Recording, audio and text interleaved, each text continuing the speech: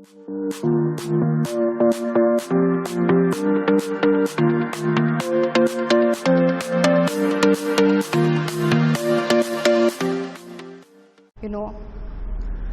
students, I hope all of you are fine. This is Preeta from Department of Biology. So we are starting with the online classes, and I hope all of you are aware of the reason. Okay, so because of the pandemic COVID-19, we are taking online classes, so we'll have some sessions like this. So we are starting with the first chapter here, that is reproduction in organisms. Okay, so now to begin with the chapter, now you know there on this earth there are varieties of plants, varieties of animals, different species of microorganisms which are living. So when we say living organisms, you know that every organisms live for a particular period of time. Okay, so you take like any organism, it may be a microorganism, it may be a plant or animal. So that period where they are alive, okay, we call it as lifespan.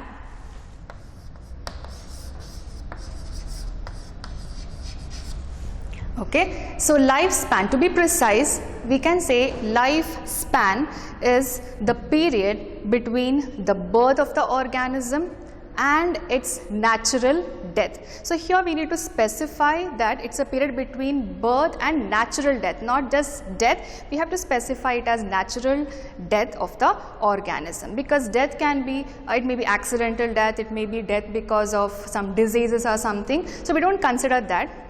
So it's a period, when we say lifespan of an organism, it is a period between the birth of the organism and the natural death of that organism. So when I told you there are varieties of plants and animals on this earth, and each one has a different lifespan. Okay?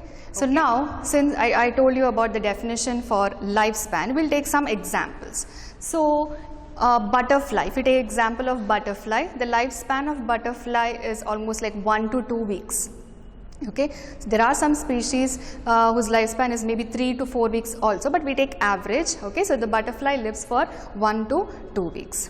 One more example we can take, elephant. Okay, so elephant lives for 60 to 70 years. So the lifespan of elephant is 60 to 70 years. Now when you see these two examples, what comes to your mind is butterfly is a small organism, it lives for just 1 to 2 weeks. Elephant is a huge animal, so it lives for 60 to 70 years. That is what usually comes to our mind, but it is not true. Okay, so size of the organism is not at all related to its lifespan. Okay, so we can't relate lifespan and the size of the organism. So I'll give you another two examples. So all of you have seen crow and parrot. So you know crow and parrot, both birds are like almost of the same size. But now you just see the lifespan of these two birds. Now you see crow lives for 15 years. Okay, so you can see the lifespan of parrot now. So parrot lives for 150 years, average 150 years. So you can see these two birds almost of the same size, but the lifespan, there is a huge difference. So that is what I am trying to say now, that the lifespan of the organism is not at all related to its size. Okay, so now we spoke about lifespan. Now every organism which is born, okay, it grows, and you should know that ultimately every organism has to die. So we say death is a certainty. Okay, so death is for sure. An organism which is born has to die. So this we say no organism is immortal, but there is an exception, that is we say microorganisms. So we give an exception for microorganisms. So the statement what I told now, that no organisms are immortal, it's not applicable to microorganisms. So why is that so? I'll come to that later. Okay, so I told you death is certainty. So every organism which is born has to die. So if organism, once it is born, it dies, then how does these organism which is able to survive on this earth for thousands of years? Now you know human beings are living from thousands of years, so many plants are living from thousands of years. So how come when there is a lifespan of this much of period, then how come they are alive? How can that happen? So you should know that there should be some process which is giving a continuity for the life. So we say the process which is giving the continuity for life, that is generation after generation, it has to go on, and that important process is called as reproduction. So now I told you the organisms which are living on this earth has to continue the life. So the continuity of life has to take place. So the process called as reproduction. So reproduction is a process which will enable the organisms to survive and to continue the life, that is generation after generation. So continuity of life happens only because of reproduction. So we'll just concentrate on this now, reproduction. So what do we exactly mean by reproduction? So reproduction is nothing but, we say it's a biological process in which an organism or an individual give rise to its young one, which is similar to itself. So that is how we say or define what is reproduction. So I repeat, it is a biological process in which an individual or an organism give rise to the young one, okay, which is similar to itself. So I used the word young one. So instead of using the word young one, we also have another term which we can use, and that is called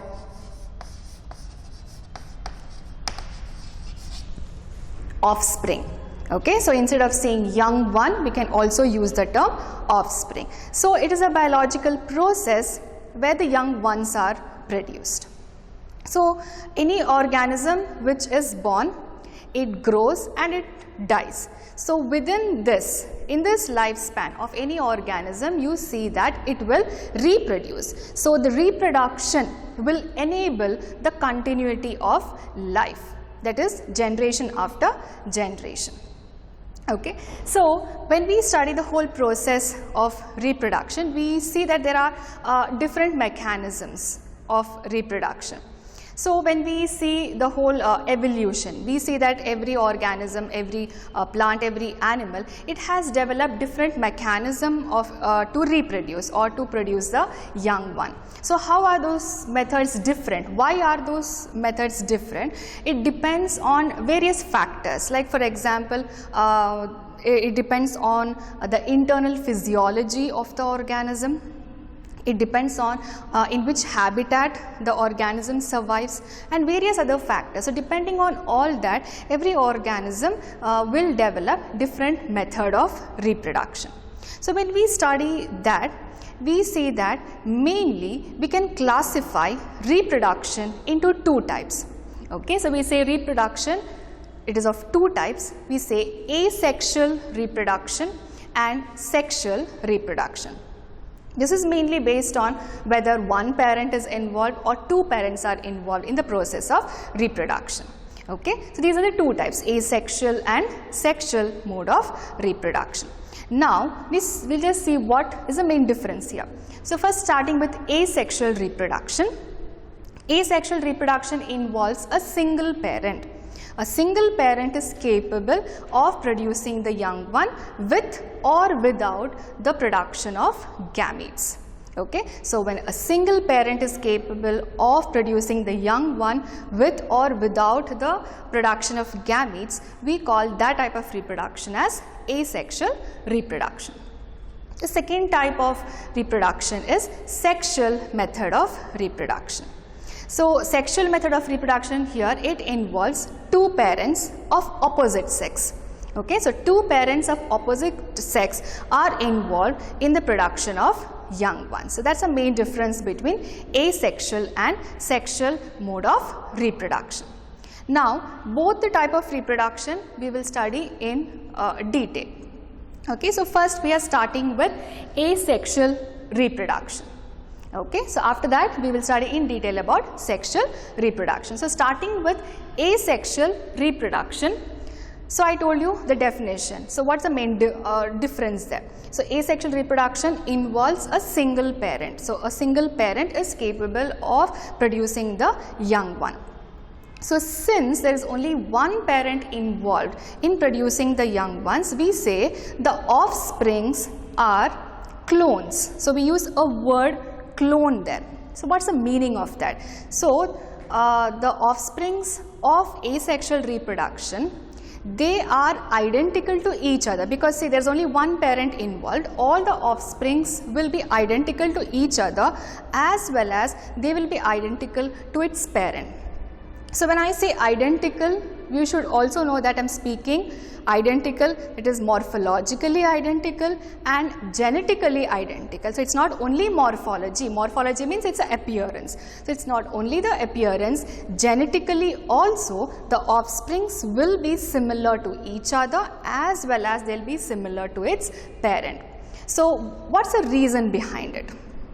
So why do we say that they are morphologically as well as genetically similar to each other? So you should know that because there's only one parent involved.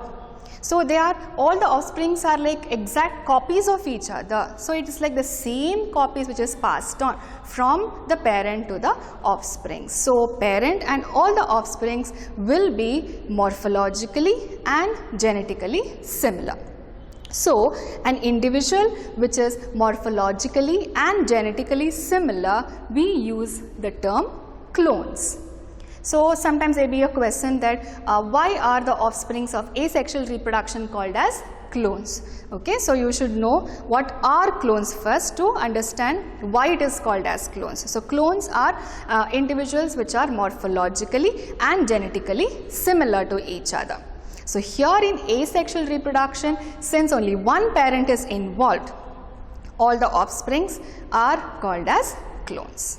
Okay, so I told you about asexual reproduction. Okay, so the offsprings are called as clones. Now we will see how diverse it is. How diverse is the asexual reproduction in the living organisms. So we say the organisms which belong to kingdom Protista, which belong to kingdom Monera. Okay, here you will see that almost all organisms depend on asexual reproduction. So in your last year's syllabus we studied about 5 kingdoms. I hope all of you remember: kingdom Monera, kingdom Protista, Mycota, Plantae and Animalia. So among these 5 kingdoms, you know that the first 2 kingdoms, kingdom Monera and kingdom Protista, mainly consist of unicellular organisms. So we say asexual reproduction is more dominant in unicellular or single celled organisms, and also in some plants and animals which have simple organization. Okay, so coming to the modes of asexual reproduction. So I told you unicellular organisms. Okay, so unicellular organisms will reproduce asexually. So now if you just think of detail, you know there's only one cell. Okay, so only one cell, then how does the reproduction occur there? So you should know that in unicellular organisms, cell division itself is reproduction. Okay, so the single cell divides into 2 and cell division itself is reproduction in unicellular organisms. So we see different methods of asexual reproduction which we will see in detail. So what are the different modes of asexual reproduction? So this can be a 5 marks question. Okay, different modes of asexual reproduction. Okay, so one by one we will study now. So the first type of asexual reproduction, that is binary fission. Okay, so binary fission is a mode of reproduction which we see in amoeba, in paramecium. Okay, so in this group of organisms we find this type of reproduction. So it is nothing but, as I told, in unicellular organism it's just cell division, but there are like slight changes because of which we put them under the different types. So binary fission, here you will see amoeba cell. So I have done the diagram for binary fission. So a single celled amoeba, you will see that this normal cell division occurs, nucleus divides into 2 and the cell divides into 2, which is called as daughter cells, and each daughter cell will develop into an adult cell. Okay, so that is binary fission. The second type of asexual reproduction is budding. So this budding occurs in usually in yeast. Okay, so in yeast we see this type of asexual reproduction. So here also it is cell division, but here it is unequal cell division. So you will see here a single cell, okay, it is producing a small bud. Okay, so a small bud arises from one part of the cell. Then you will see the nucleus of the cell starts dividing into two. One nucleus will enter into the bud. Cell wall formation occurs there. So this becomes a separate cell which we call as bud. So that's a new cell which is formed, and this cell can remain attached to the parent cell, or it may detach and grow into a new or individual cell. So this type of asexual reproduction we call it as budding. Okay. Then the third type of asexual reproduction, it is sporulation. So sporulation again we see in amoeba. So just now I told you amoeba, I gave you an example where it reproduces by binary fission. But amoeba shows another type of asexual reproduction which is called as sporulation. So this sporulation occurs only during unfavorable conditions. So when we say unfavorable condition, it can be maybe fluctuation in the temperature or pH or like any difference in the environment. Okay, so when it is unfavorable for these cells, then they will switch on to sporulation. So what is the sporulation? So here you will see that under sporulation, amoeba, so you know amoeba has pseudopodia. Okay, so here you can see these structures are called as pseudopodia. So pseudopodia, that is the appendage, or we say they move with the help of pseudopodia. They put forward pseudopodia. So first thing what happens during sporulation is pseudopodia is withdrawn. Okay, so pseudopodia is withdrawn, and this amoeba cells will secrete a 3-layered wall around itself, and this process we call it as encystation. So a cyst wall is formed around. So the amoeba cell itself secretes 3-layered cell wall around itself, and we call it, this process we call it as encystation. So when 3-layered wall is formed, it is now safe because I told you it is in an adverse condition, some unfavorable condition which is outside. So 3-layered wall will make the cell safe. So it stays like that till the favorable condition reappears. So when the favorable condition reappears, what happens is immediately this amoeba cell will undergo multiple fission. So multiple fission means it will divide continuously inside. The wall breaks open, and all the small structures which are coming out, okay, we call them as pseudopodiospores. Okay, so pseudopodiospores are tiny amoeba which are released from the cell, and this each pseudopodiospores will be developing into a new amoeba. Okay, so this is called as sporulation. So you should keep one thing in mind: sporulation is a process which happens only under unfavorable condition. Okay, so first what happens is it secretes a thick wall around itself which is called as encystation. Then under the return of favorable condition, then you will see that it will undergo multiple fission.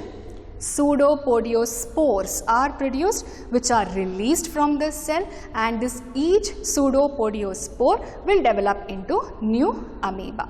Okay, so that process we call it as sporulation. So after the third type of asexual reproduction, that is after sporulation, the fourth type of asexual reproduction what we are going to study is by the production of zoospores. So zoospores are motile structures, okay, asexual reproductive structures which are produced by certain fungi, even in simple thalloid structures like algae.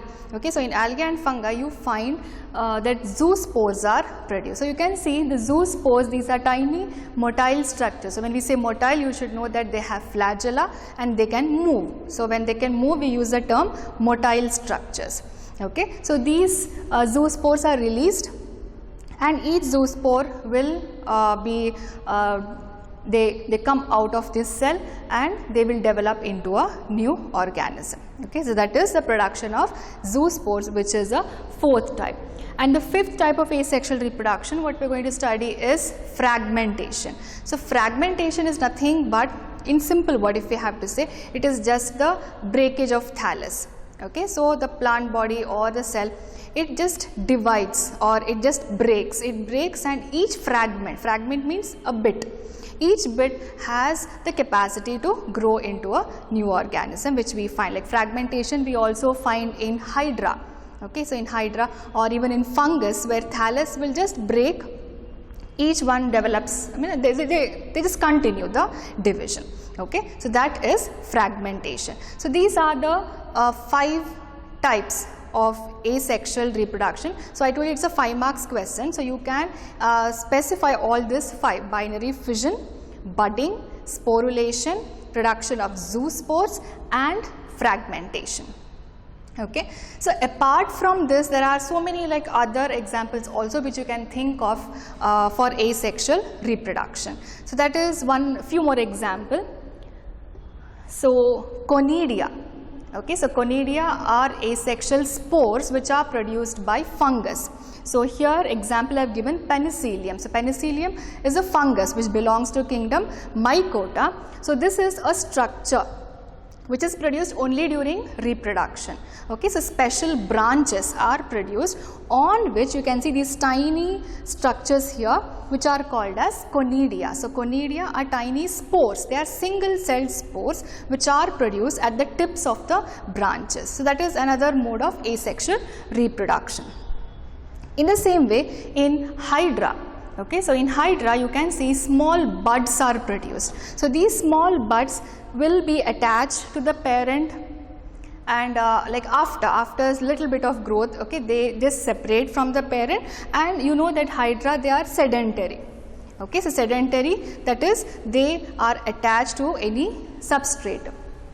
Okay, so this is another type of asexual reproduction. So from this part, that is conidia, you need to remember that it is produced by penicillium. So you need to remember the name of the asexual spore as well as the organism. So conidia, it is produced by penicillium, and buds are produced by Hydra. So after this we have like one more, that is the production of gemmules by sponges. Okay, so after that I told you gemmules in sponges. Okay, so gemmules are produced within the sponges. Okay, so you can see here these tiny structures which are called as arcuocytes, which are produced inside the sponges, which will be released, and each structure can develop into a new organism. Okay, so here these 3 structures you need to remember, which can be asked for 3 marks. That is, name the asexual reproductive structure in. So you may get a question in penicillium what it is. Okay, and in Hydra what it is, and the same thing in sponges also. So you need to remember the structures, that is penicillium, it produces conidia, Hydra, it produces bud, and in sponges it produces gemmules. Okay, so this can be asked as a 3 marks question. Okay, so that is about now. Till now we spoke about unicellular organisms and also some of the simple plants and animals. So now asexual reproduction, I told you, we see in plants also. So we have to now study about plants. So asexual reproduction is seen in plants also, and here you may see I've written vegetative propagation. So what is vegetative propagation? So asexual reproduction is a common term which we use for unicellular organisms, some simple organisms like simple plants or animals, and it's a common word which we use. But specifically in plants, when we study asexual reproduction, we don't use the term as asexual reproduction, we call it as vegetative propagation. So vegetative propagation is nothing but asexual reproduction in plants.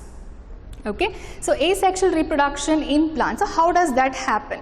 So we say there are some particular structures or units, we say reproductive units, which will enable this asexual reproduction, and that reproductive units we call them as vegetative propagules. So vegetative propagules are nothing but, it's a reproductive unit which is nothing but asexual reproductive structure. Okay, so vegetative propagules means you can think of some common examples. So you might have seen potato, eyes of potato, rhizome of ginger, okay, or some tubers, sucker, runner, stolon, all these are examples of vegetative propagules where the plant part itself will help in reproduction, that is asexual reproduction. So you need to know about few examples also. So now I told you asexual reproduction, we spoke about so many different methods. Here also in plants also we can say that fragmentation happens. So fragmentation is also a mode of reproduction in plants. So I told you fragmentation is nothing but it's just a breakage of thallus. Okay, so it breaks, each bit has a capacity to develop. So fragmentation happens in plants also. So vegetative propagation, I told you it's a mode of asexual reproduction. So one good example what you can think of this is, I hope you have read about terror of Bengal. Okay, so that is related to a particular plant which we call as water hyacinth.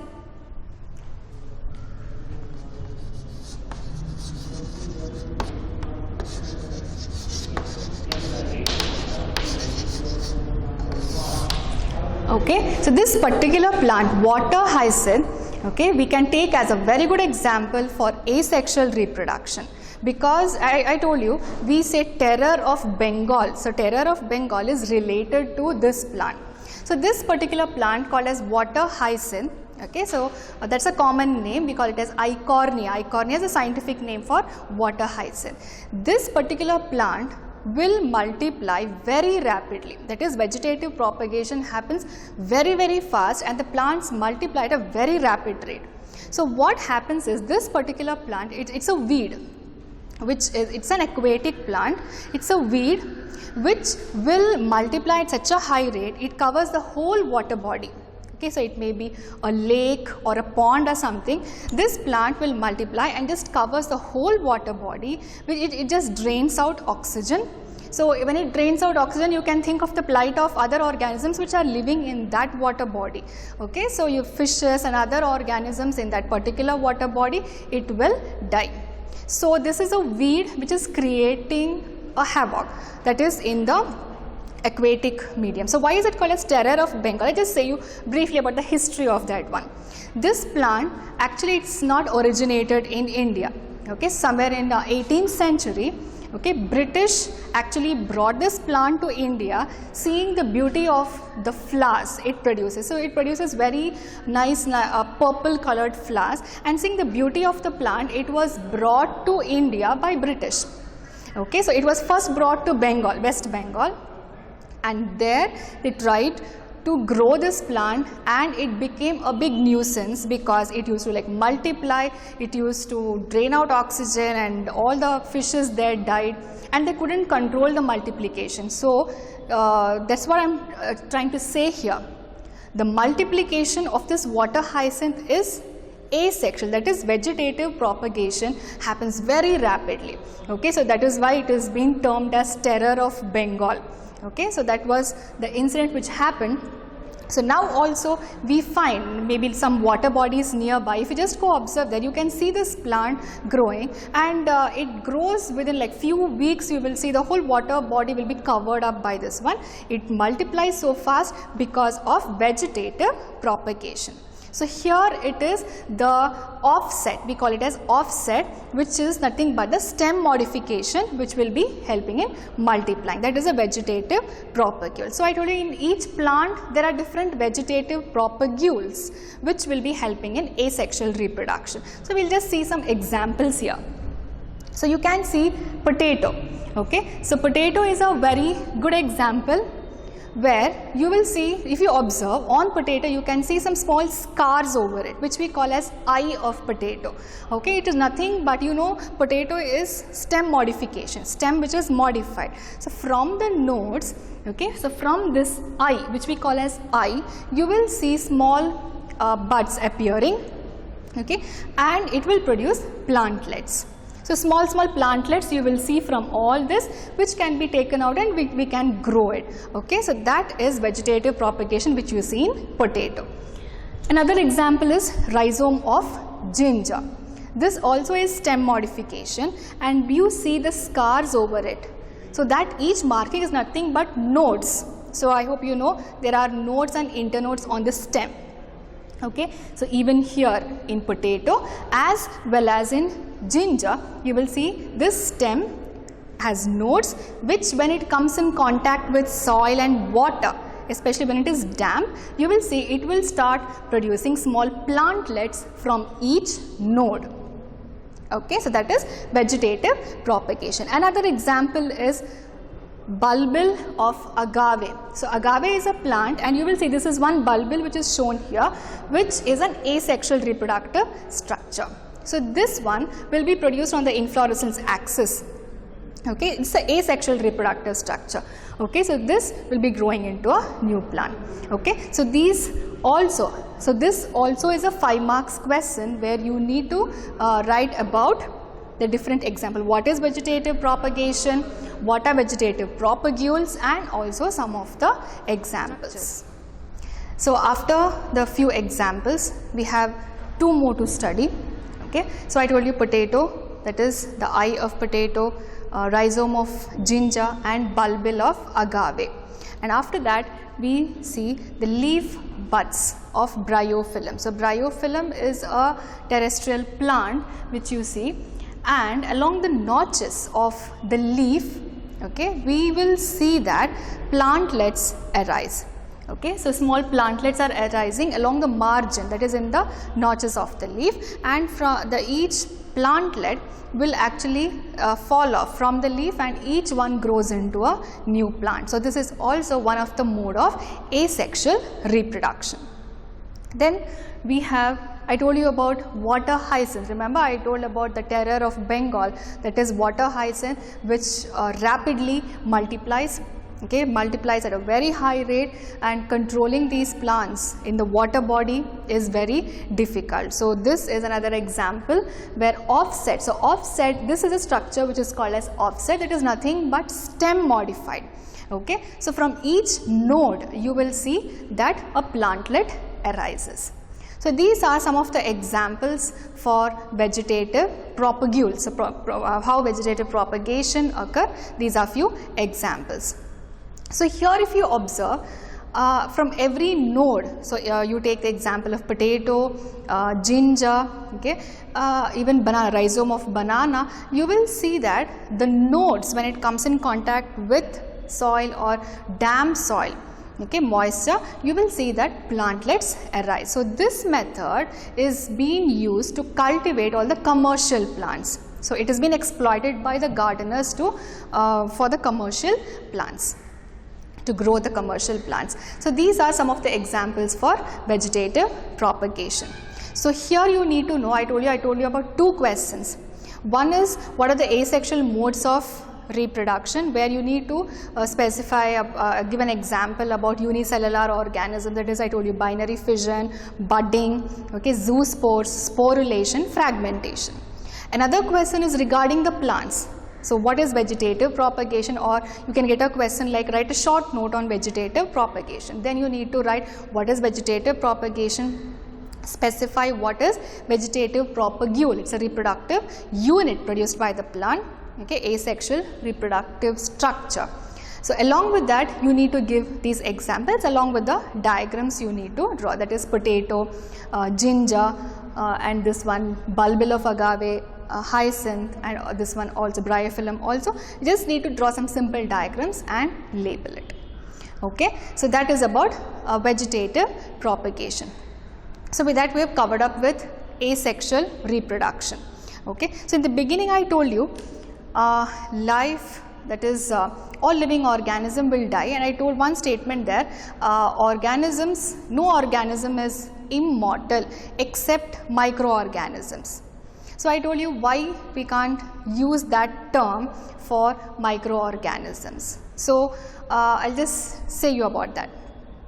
See, microorganisms, they don't have natural death as such, because you know they are continuously dividing. So one cell, it is not going to grow, multiply and just die, because you know that in unicellular organisms, cell division itself is reproduction, right? So what happens is, one cell is dividing into two. So there is no natural death unless there is some disturbance from the environment, maybe temperature, pH or anything. There is fluctuation, it may cause a death of the organism, but unicellular organism, we say there is no natural death, because they are continuously multiplying. One cell divides into 2, 2 into 4 and it goes on. Okay, so that is why we say we can't use that term, that is no individual is immortal. Okay, we can't apply for microorganisms. Okay, so with that we finish the first part, that is asexual reproduction. So in the next session we'll move on to the second type of reproduction, that is sexual reproduction.